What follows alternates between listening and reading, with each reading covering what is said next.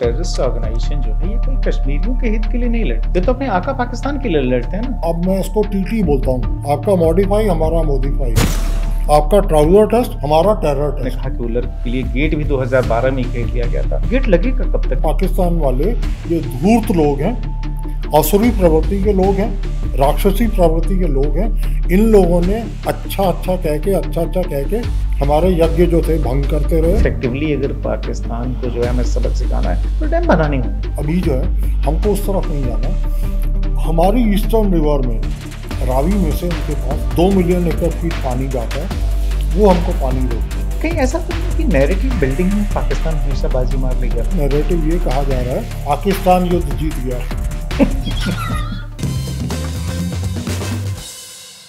Indus Water treaty पर देश में जिन लोगों ने सबसे अच्छा काम किया और बहुत शुरुआत से इस पर लगातार बात कर रहे हैं, इसके अलग अलग पहलुओं के बारे में देश को सावधान कर रहे हैं, उनमें से संत कुमार शर्मा जी हैं। उनसे हमने बात की थी इससे पहले कि आखिर शॉर्ट टर्म मेजर्स क्या हो सकते हैं, या फिर जब ये ट्रीटी जब साइन हुई थी उस समय क्या माहौल था, क्या उससे भारत को घाटा हुआ। अब जबकि भारत ने और ख़ासतौर पर मोदी सरकार ने पहलगाम की घटना के बाद से, पहलगाम में जब 22 अप्रैल को 26 लोगों की हत्या कर दी थी पाक समर्थित आतंकियों ने, उसके बाद से इंडस वाटर ट्रीटी को स्थगित करने का फैसला किया गया था। इसको एक तरह से जो पाकिस्तान के खिलाफ जो एक तरह कह सकते हैं वार ऑन टेरर जो था, उसके तहत एक बड़े स्टेप के तौर पर अभी भी ये जो है भारत सरकार अपने उसी फैसले पर जो है बिल्कुल दृढ़ है। अब सवाल ये उठता है कि इंडस वाटर ट्रीटी के जरिए उसको पहले एक तरह से अबेंस में डाला गया, स्थगित किया गया। अब अगर पानी को रोकना है तो लॉन्ग टर्म मेजर्स इसके क्या होंगे? शॉर्ट टर्म मेजर्स की बात हुई थी कि शॉर्ट टर्म में आप ये कर सकते हैं, ये कर सकते हैं। लॉन्ग टर्म मेजर्स जाहिर ये डैम का रास्ता है, ड्रेजिंग का रास्ता है, उल्लर जो कि सबसे बड़ी लेक है उसमें क्या पानी होल्ड किया जा सकता है। मैं आपसे समझना चाहता हूँ कि जब इस पर बात शुरू हुई तो ये कहा गया कि जो है उल्लर की जो उल्लर लेक जो है उसकी होल्डिंग कैपेसिटी बहुत बड़ी है, हम उसका इस्तेमाल क्यों नहीं करते? जो IWT के तहत अगर हमने मान लीजिए जो है इंडस वाटर ट्रीटी को अबेंस में डाला, उसको स्थगित कर दिया, तो पानी को हमें रोकना है, हमें छोड़ना नहीं है, तो कहाँ पानी को रखा जाए? क्या उल्लर का रास्ता इसमें उपयोगी है?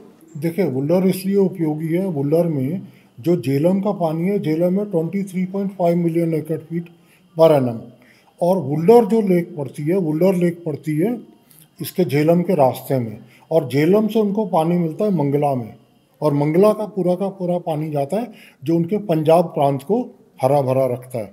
और डुबोया किसको? उसने POJK को, मीरपुर में बनी हुई है। और जो डूबे हैं जो लोग वो ये मीरपुर को बिल्कुल बगल में है ना ये मंगला डैम। वुल्लर बिल्कुल, वुल्लर जो है इस तरफ है, हमारी तरफ। और वुल्लर का आप एक बार ये सोच के देखिए, हम जहाँ बैठे हुए हैं, हम लोग जो है, हमारी कुर्सियाँ शायद 1.5 फीट की होंगी, 18 इंच 19 इंच ऊंची होंगी।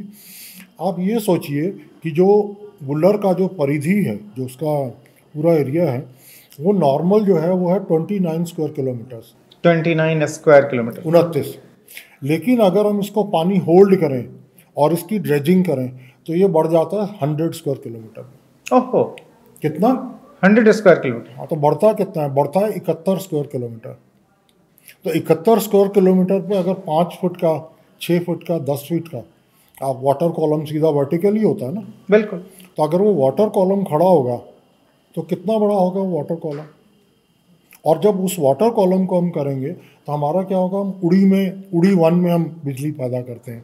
उड़ी 1 के अलावा हमारे यहाँ और भी 1-2 लोअर झेलम है जहाँ पे हमारे हाइड्रोइलेक्ट्रिक प्रोजेक्ट है। वो प्रोजेक्ट सर्दियों में इसलिए नहीं चल पाते क्योंकि वुल्लर का उसमें झेलम में डिस्चार्ज बहुत कम हो जाता है।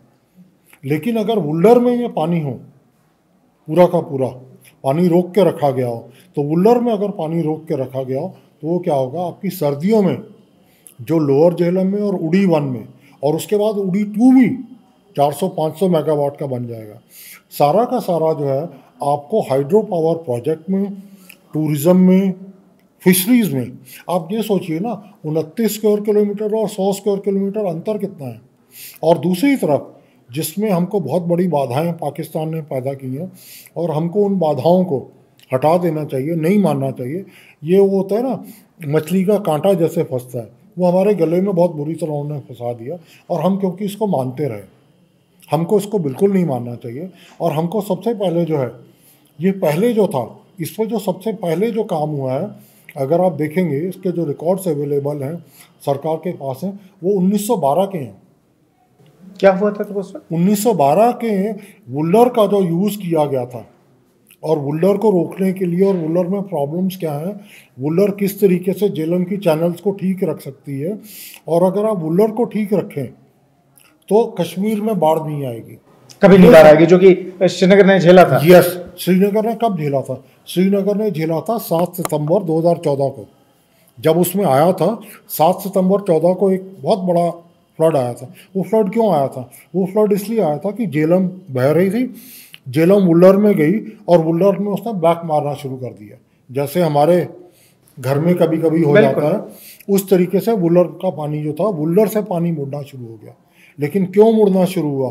क्योंकि हिजबुल मुजाहिदीन के कुछ लोगों ने 2012 में, मैंने अपनी किताब में उसका उल्लेख किया है, जी बिल्कुल, मैंने देखा शुरुआत में उल्लेख किया है कि 27 अगस्त 2012 को अडीपुरा नाम की एक जगह है, अडीपुरा नाम की जगह पर उन्होंने अटैक किया हिजबुल मुजाहिदीन वालों ने, और उसके कारण क्या हुआ, कुछ काम में अंतर पड़ा, और 2012 में जो काम होना था ड्रेजिंग का कुछ रह गया।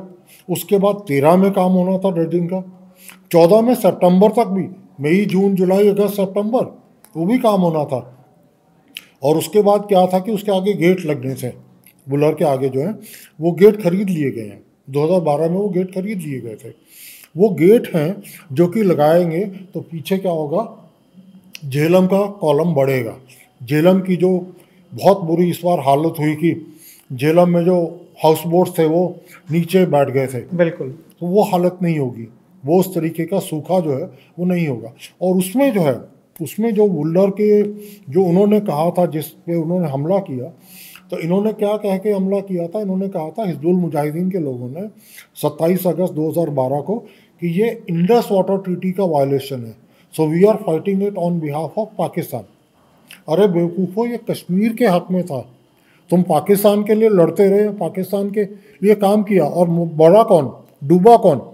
पाकिस्तान नहीं डूबा, कश्मीरी डूबा कश्मीर, डूबा कश्मीरी। इसका बहुत साफ सिग्नल है ना कि ये जो टेररिस्ट ऑर्गेनाइजेशन जो है, ये कोई कश्मीरियों के हित के लिए नहीं लड़ते, ये तो अपने आका पाकिस्तान के लिए लड़ते हैं ना, पाकिस्तान के इंटरेस्ट को सर्व करते हैं ना, खुद उन्हीं के स्टेटमेंट आप जो बता रहे हैं। नहीं, ये बात है ना, जब आप देखिए क्या करते हैं, अगर पाकिस्तान के अपने आका के लिए नहीं लड़ते, तो अब मैं इसको टीटी बोलता हूँ, एक इंडिया का टीटी, एक पाकिस्तान का टीटी, लेकिन दोनों में अंतर है। उन्होंने क्या किया, उन्होंने टीटी, उनका था ट्राउज़र टेस्ट। उन्होंने क्या किया, लोगों को जब मारा, हिंदुओं को, तो उन्होंने क्या किया, उनको ट्राउज़र टेस्ट किया, हाँ, सबके कपड़े उतारे, सबके कपड़े उतारे, और बोला कि आप लोग जो हैं, क्या आप लोगों की सर्कमसिजन हुई है या नहीं है। वो ट्राउज़र टेस्ट जो था उनका था, और हमारा क्या था, हमारा भी एक टीटी है, भारत ने जो जवाब दिया, हमारा टीटी था टेरर टेस्ट। हमने जिस मापदंड पे उनकी हरकतों को गिना, वो हमने भी टीटी कहा आपका टीटी अलग रहा, हमारा टीटी अलग रहा, वही मॉडिफाई वाला, आपका मॉडिफाई, हमारा मॉडिफाई, आपका ट्राउज़र टेस्ट, हमारा टेरर टेस्ट। तो हम इस कदम पे जो है ना, हम उनकी बात मान लेते हैं, वो कहते हैं टीटी, हम कहते हैं टीटी, लेकिन आपका टीटी अलग है, हमारा अलग है। तो ये बताइए, उल्लर की अभी हम लोग बात कर रहे थे, आपने कहा कि उल्लर के लिए गेट भी 2012 में ही खरीद लिया गया था। अब क्या, जब इतना सब कुछ हो गया, गवर्नमेंट ऑफ इंडिया का स्टैंड इतना बहुत क्लियर है कि वह जो इस ट्रीटी को अबेंस में रखने वाले हैं, स्थगित रखने वाले हैं। मैंने अभी देखा जम्मू कश्मीर के मुख्यमंत्री उमर अब्दुल्ला का भी बयान, वो भी कह रहे हैं कि जो है उल्लर का काम तेज किया जाना चाहिए। जो लेफ्टिनेंट गवर्नर मनोज सिन्हा वो पहले ही कह चुके हैं कि इस काम को प्रायोरिटी पे किया जाएगा। तो फिर ये गेट लगेगा कब तक, कितने समय लग सकता है रियलिस्टिक? देखिए, मेरा मानना ये है, अगर मेरे सूत्र सही हैं, और मैं मतलब, क्योंकि मैं 2012 में भी फॉलो कर रहा था और उस समय गया था, तो उस समय जो मंत्री थे वो ताज मुहिद्दीन थे, और ताज मुहिद्दीन जो थे वो कांग्रेस की तरफ से आए थे, पीएचई मिनिस्टर थे। तो ताज मुहिद्दीन से मैंने कहा कि सर मैं कुछ जगहों पे जाना चाहता हूँ, और जहाँ पे आप वुलर की ड्रेजिंग कर रहे हैं वहाँ पे जाता हूँ। तो उस समय जब पाकिस्तान ने एक नैरेटिव बिल्डअप करने की शुरू की, उसमें नैरेटिव ये बिल्डअप किया गया कि जो वुलर की ड्रेजिंग है ये इंडस वाटर ट्रीटी का वायलेशन है। लेकिन ये इंडस वाटर ट्रीटी का वायलेशन नहीं है। इंडस वाटर ट्रीटी का वायलेशन इसलिए नहीं है, इंडस वाटर ट्रीटी में टोटल जो है 12 आपके आर्टिकल्स हैं। 12 आर्टिकल जो है वो है फाइनल प्रोविजन, जिसका हम आर्टिकल 12(3) की बात करते हैं। 8 उसमें एनेक्सर हैं, और एनेक्सर्स और हुआ है। बिल्कुल। जो एनेक्सर्स हैं उसमें आप देखिए तो उसमें 9E को देखिए, उसमें क्या है, उसका जो हेडलाइन है, उसकी हेडलाइन है storage of water on Jhelum. उसका हेडलाइन जो है, जो उसके ऊपर लेवल है, वो है storage of water on Jhelum ji. और वो उसमें है दूसरी किताब में 48 में, जी। पेज नंबर 48 में। उसमें क्या है, उन्होंने कहते हैं कि storage of water in Jhelum ji is possible but this storage can not be done on Jhelum main. आप मेन झेलम पे नहीं कर सकते, लेकिन lakes and side, ji, lakes and sides पे कर सकते हैं। तो बिल्कुल। वुल्लर जो है, ji Wular is a lake, Wular is not Jhelum main. बिल्कुल। वुल्लर का जो है, अगर वुल्लर को आज पाकिस्तान ये कहना चाहे और पाकिस्तान उसको ये नैरेटिव बनाएगा आने वाले दिनों में कि वुल्लर की जो ड्रेजिंग की जा रही है ये गलत है, वुल्लर को जो गेट लगाए जा रहे हैं, कुछ भी हम करने की कोशिश करेंगे तो वो करने की कोशिश करेंगे नहीं जी ये गलत है, ये बात गलत है, ये गलत हो रहा है, ये गलत नहीं है। इसका जब मैंने ये किताब निकाली, जब मैगजीन में निकालता था, तो ये 2013 सितंबर में मैंने पूरी तरीके से किताब पढ़ के और इंडस वाटर ट्रीटी को पूरा टेक्स्ट पढ़ के उसमें से मैंने देखा और लोगों से किया और फिर इंजीनियर से पूछा, जो लोग उसमें चीफ इंजीनियर्स काम कर रहे थे, एक्जियंस काम कर रहे थे, सुप्रिटेंडेंट इंजीनियरिंग काम कर रहे थे, और one person unfortunately died, he did the maximum. BR Sapru नाम के एक इंजीनियर थे जो वुल्लर ड्रेजिंग में काम कर रहे थे, श्रीनगर में ही थे, BR सप्रू। तो मैंने उनको पूछा, मैंने कहा जी मुझे ठीक है, आप कह रहे हैं कि हम वुल्लर लेक की वो नहीं कर रहे, वुल्लर लेक की ड्रेजिंग कर रहे हैं and this is not against Indus Water treaty. आप मुझे ये बताइए, पाकिस्तान में तो यही चल रहा है कि ये जो ड्रेजिंग है वो वुल्लर लेक की ये नहीं हो सकती इंडस वाटर ट्रीटी के अनुसार। उन्होंने इंडस वाटर ट्रीटी खोला, कहा ये लीजिए, और ये है 9E, इसमें लिखा हुआ है storage of water on Jhelum. आप एक काम कीजिए, एनेक्सर पढ़ लीजिए, एनेक्सर 9 पढ़ लीजिए और आपको पता लग जाएगा कि झेलम पे स्टोरेज किया जा सकता है, लेकिन वो किया जा सकता है कहाँ पे, मेन पे नहीं, जैसे हम बैठे हुए हैं जी। तो अगर साइड पे से हो सकता है, साइड वेज कोई भी है, डिप्रेशंस हैं, कोई अगर और खड्डे क्रिएट किए जाते हैं, तो यहाँ तो कोई खड्डा क्रिएट करने की जरूरत वो तो नेचुरल है, वो नेचुरल है। और हम उस नेचुरल को अगर सिर्फ पूरी तरीके से वो कर दें, वुल्लर की ड्रेजिंग कर दें। और पहले भी झेलम का पानी तो वुल्लर में जाता ही रहा है ना, ये तो कोई नई बात तो है नहीं भाई। वुल्लर का पानी झेलम के बगैर झेलम का पानी वुल्लर में जाए बगैर पाकिस्तान ही नहीं जा सकता, सीधी बात है। अब यहाँ पर मैं आपसे ये समझना चाहता हूँ कि आपने कहा कि वुल्लर का गेट जो है वो तो 2012 से पड़ा, आपने अभी कुछ सूत्र का जिक्र भी कर रहे थे, कब तक लग जाएगा? मुझे पता नहीं, क्योंकि जो काम हो रहा है इस वक्त, मेरा स्वास्थ्य कारण रहा, जब मैं ये मैगज़ीन निकाल रहा था 14 में मेरे बंद करनी पड़ी, क्योंकि मुझे पहली बार ब्रेन ट्यूमर हुआ और मैं बहुत बुरा मेरा हाल रहा। तो लेकिन उन दिनों जब मैं लास्ट में, जिन दिनों फ्लड्स आए सितंबर 14 में, तो उन दिनों में फॉलोअप कर रहा था और उन दिनों में कह रहा था, क्योंकि अक्टूबर में तो मैं, नवंबर में तो पूरी तरह मैं गिर गया, फिर मेरे को 2 साल 2.5 साल से होश ही नहीं आई। लेकिन उन दिनों जो मैं पढ़ रहा था, जो कश्मीर के पेपर थे, जो मैं ऑनलाइन पढ़ पाता था, तो उसमें ये चीज़ क्लियर थी कि हमारे पास कई चीज़ें ऐसी हैं जो वुल्लर ड्रेजिंग के लिए हमने ली, जो उसके जो ड्रेजर थे, वो ड्रेजर जो है वो पहले नेहरू के टाइम पे लिया गया था, और नेहरू के समय के बाद निंगली नाम की एक जगह है जिसकी खुदाई कर रहे थे, वो कर रहे थे, तो वुल्लर की जो ड्रेजिंग हुई थी, जो उसका ड्रेजर था, वो नेहरू के समय खरीदा गया और नेहरू के समय के बाद दूसरी बार अब। और मेरा एक बात और है आपको, मतलब इस तरह भी हम कहते हैं कि वुल्लर की ड्रेजिंग जो, इस पर एक बात करते हैं, वुल्लर की ड्रेजिंग पे नक्शे अवेलेबल हैं, वुल्लर का साइज अवेलेबल है, बिल्कुल, किस दिन का अवेलेबल है, ये ट्रीटी साइन हुई 19 सितंबर 1960 को। आप एक काम करो, मैं कहता हूँ पाकिस्तान वाले आके खुदाई करें हमारे यहाँ, असीम मुनीर आके खुदाई करें, शहबाज शरीफ आके खुदाई करें, उनके फॉरेन मिनिस्टर आके खुदाई करें, ठेका भी हम उनको देते हैं, उनको बोलते हैं एक काम करो, 19 सितंबर 1960 को जो वुल्लर का साइज था हमको वो चाहिए। भाई वो तो ट्रीटी का वायलेशन नहीं होगा, वो ट्रीटी का वायलेशन नहीं होगा अगर हम उस स्टेटस पे जाते हैं। तो ये लोग जो हैं पाकिस्तान वाले, ये धूर्त लोग हैं, असुरी प्रवृत्ति के लोग हैं, राक्षसी प्रवृत्ति के लोग हैं। इन लोगों ने अच्छा अच्छा कह के ये हमेशा हमारे यज्ञ जो थे भंग करते रहे।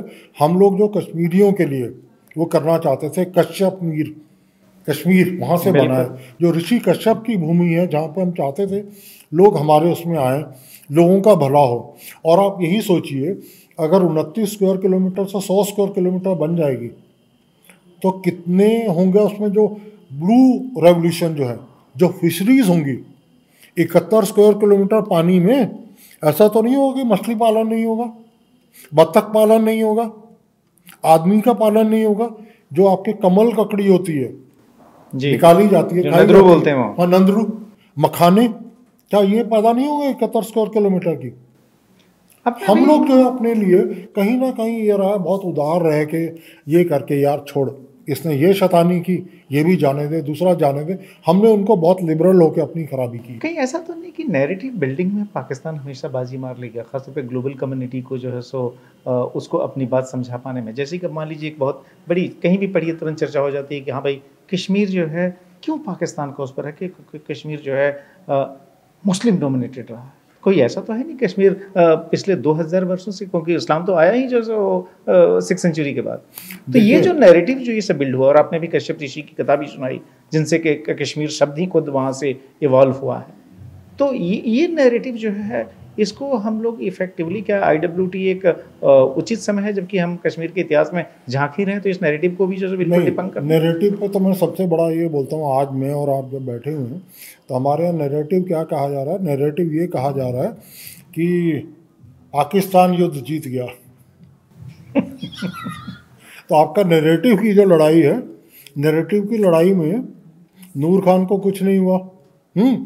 हमने 9 जो आतंकवादी चुने थे वो सिविलियन थे।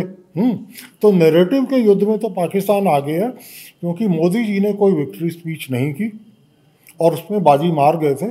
शहबाज शरीफ ने खड़े होकर बोल दिया कि हम पाकिस्तान की सड़कों पे नाच रहे थे, पाकिस्तान की सड़कों पे नाच रहे थे जगह जगह।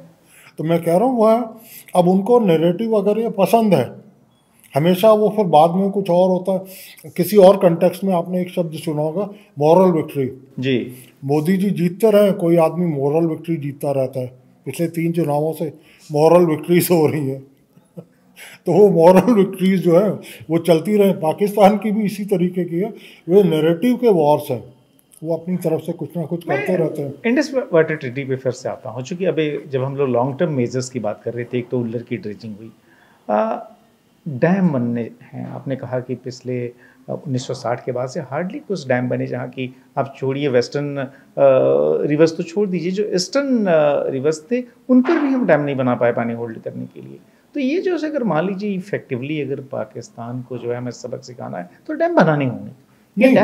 डैम बनाने, इसकी क्या रूपरेखा, डैम बनाने का भी, और ये कितना समय लेगा? मतलब नहीं, डैम बनाने का जो होता है ना, उसके लिए 2 चीज़ें चाहिए होती हैं। एक तो पॉलिटिकल विल चाहिए, फिर पॉलिटिकल विल से नहीं होता, पॉलिटिकल विल के बाद मनी एलोकेशन चाहिए, मैन आवर्स चाहिए ना आपको, वो चाहिए सारा का सारा, उसके DPR चाहिए, बाकी चीज़ें चाहिए। लेकिन आज की डेट में हमको बहुत क्लियर है, आज की डेट में हमको और डैम वगैरह बनाने की अभी जो है हमको उस तरफ नहीं जाना है। हमारी ईस्टर्न रिवर में, रावी में से उनके पास 2 मिलियन एकड़ फीट पानी जाता है, वो हमको पानी रोकना है। और हमने 2019 में अनाउंस किया था और किया नहीं उस पर काम। हमको उस पर काम करना है। क्यों काम करना है? क्योंकि ये पानी अगर पाकिस्तान से रुकेगा तो मिलेगा किसको? भारत को। तो अगर हमें ये फ़ायदा सोचना है कि ये डबल विक्ट्री है हमारी, हम पाकिस्तान का पानी रोकेंगे और अपने भारत के, पंजाब और हरियाणा आपस में लड़ते रहते हैं पानी के लिए, लड़ाई चल रही है। पर अगर ये उज्ज डैम बन जाता है तो उज्ज डैम की जो टोटल कैपेसिटी है, जो पानी उसमें डैम में रोका जाएगा, वो 781 मिलियन क्यूबिक मीटर है। 781 मिलियन क्यूबिक मीटर, जो प्रोजेक्ट हमने 22 फरवरी 2019 को अनाउंस किया था।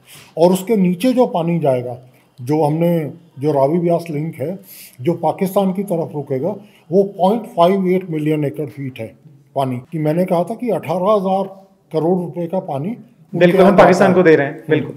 तो लेकिन मैंने उसके बारे में उसका खुलासा, अब मैं जब अपने इंडस पे दोबारा का, तो खुलासा ये है कि पिछले कुछ 2-3 साल पहले, शायद 20 की बात है, सितंबर 20 की बात है या सितंबर 19 की, जो उड़ी वाला जो हुआ जी। और blood and water can not flow together, तो उसमें क्या था, इंडस रिवर सिस्टम अथॉरिटी के चीफ इंजीनियर को और कुछ ऑफिशियल्स को पाकिस्तान की सीनेट ने बुलाया, पार्लियामेंट में उनको बुलाया गया अपर हाउस में, और अपर हाउस में उनको बोला गया कि हमको ये बताओ कि हमारा कितना पानी बह जाता है समुद्र में और बेकार चला जाता है, और पानी की वैल्यू क्या है। तो उसने एक फिगर दिया, और वो फिगर है जो कि उनकी पार्लियामेंट में है, सीनेट में है, हाईएस्ट डिसीजन मेकिंग बॉडी पे, और उन्होंने उस वक्त ये कहा 1 million acre feet is equal to $1 billion. 1 million acre feet पानी जो है वो कम से कम 4 मिलियन एकड़ जगह को सींचता है, इरिगेट सींचता है, और इसलिए उस जगह को जब सींचता है तो जो उससे जो फसलें पैदा होती है और जो किसानों को मिलता है उसकी जो वैल्यू होती है वो $1 बिलियन। वो $1 बिलियन।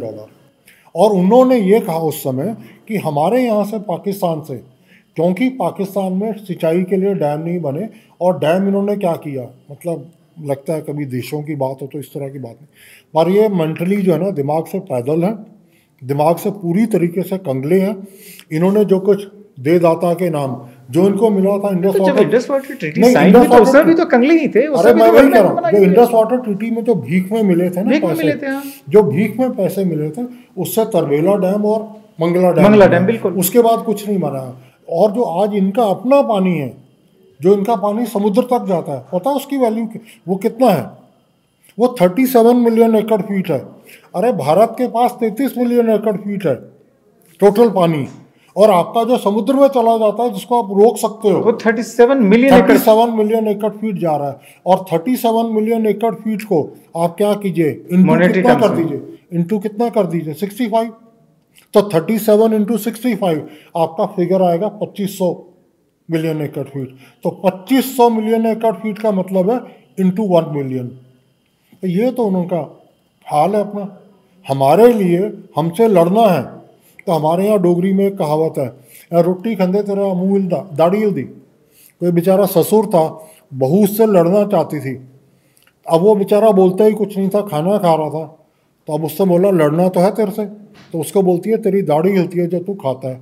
अब बेचारा मुंह में कौर डालेगा तो होगा, हैं? कौर तो डाला नहीं ना जा सकता बंद उससे। तो ये हाल तो पाकिस्तान का है। हमसे लड़ने के लिए पाकिस्तान आगे आता है और बोलता जाता है कि इंडस वाटर ट्रीटी फलाना कर रहे हैं। अपना हाल ये है कि मंगला और तरबेला के अलावा अगर इस 37 मिलियन एकड़ फीट में से कुछ पानी रोकते, कुछ पानी को इकोलॉजिकल फ्लोज बोलते हैं जिनको जाना होता है, क्योंकि नहीं तो सी वाटर इंट्रूजन होता है, लेकिन इसको रेगुलेट करना, और जो पानी की जो टोटल वो है पाकिस्तान में जो टोटल है वो लगभग जो उसकी टोटल स्टोरेज कैपेसिटी है वो कहते हैं कुल 10 दिनों की टोटल जो वाटर कैपेसिटी है उसकी, टोटल जो पानी है वो कुल 10 दिनों में पाकिस्तान को कुल 10 दिन की उसकी नीड्स पूरी हो सकती है। भाई आपने क्यों नहीं बनाए डैम्स? आपने इसलिए नहीं बनाए कि पिछली बार इंडस में ये लोग दे गए थे, अब भी कोई भले मानस लोग आ जाए तो जिन्होंने हमको F-16 दिए, जिन्होंने हमको J-17 दिए, वो इसके लिए तो एक पैसा नहीं देते आपको कि आप अपने लोगों की भलाई के लिए काम करें। अब मुझे ये बताइए कि अगर ये वाटर स्ट्राइक जारी रही तो पाकिस्तान की आर्थिक सेहत का क्या होगा? ऑलरेडी कंगले वाली कंडीशन है। अगर मान लीजिए पानी हमने रोक दिया, और जिसके लिए आपने तमाम उपाय बताए कि क्या शॉर्ट टर्म और क्या लॉन्ग टर्म मेजर्स हो सकते हैं, तो फिर पाकिस्तान बंजर हो जाएगा, खेती खत्म हो जाएगी, पानी पीने के लिए तरस जाएंगे? नहीं, मुझे नहीं लगता कि हम लोगों का ऐसा कुछ अभी तक जो है ना, हम लोगों को लगता है जो हम तरसने की बात आती है, कुछ करने की बात आती है, मुझे नहीं लगता हम अब इससे ना कोई 10 साल या 15 साल दूर हैं। आज अगर हम बात कर रहे हैं 25 में, तो वो 35 में या 40 की बात हो सकती है, आज की नहीं हो सकती। और ना हमको ज़रूरत है, क्योंकि मुझे ये लगता है कि हाँ मतलब जीने का हक उनको भी है, वो जिए, लेकिन वो जिस तरीके से मतलब उंगली करते हैं हर बात पे। हम लोगों ने जब 20 और 80 का, जो आपकी द्वारा उस बात पे आता हूँ कि 80-20 की ट्रीटी है, तो हम लोगों ने ये सोचा था कि हम लोगों का जो नुकसान ये नहीं करेंगे, हम लोगों को हाइड्रो पावर जनरेशन हो जाएगी। और अकेला जो चिन्हाव है, चिन्हाव के ऊपर जो आइडेंटिफाइड उसको कहा जाता है पोटेंशियल, वो लगभग 20,000 मेगावाट का है और उस 20,000 मेगावाट में से लगभग 16,000 मेगावाट आइडेंटिफाइड लोकेशंस हैं। लेकिन हमारा ये नुकसान कैसे करते हैं, अब मैं उस तरफ आता हूँ। हमारा नुकसान ये ऐसा करते हैं, आप देखिए 29 मई 2013 को Sonia Gandhi, Manmohan Singh, NN Vora, chief minister Omar Abdullah जबशाला नाम की एक जगह पे गए और इन्होंने रतले का प्रोजेक्ट किया और रतले का जो प्रोजेक्ट किया वो 850 मेगावाट का था। कब शुरुआत हुई उसकी? उस प्रोजेक्ट की नींव रखी गई 29 मई 2013। मैं फिर रिपीट करता हूँ। और जब 29 मई 2013 को वो रखा गया, उस प्रोजेक्ट में ये कहा गया कि ये 5 साल में पूरा हो जाएगा। चलिए 5 साल मानते हैं। 29 मई 2018, चलिए 6 महीने की एस्केलेशन हो गई, दिसंबर 18 में पूरा हो जाता तो आपका 19, 20, 21, 22, 23, 24 6 साल हमको बिजली नहीं मिली।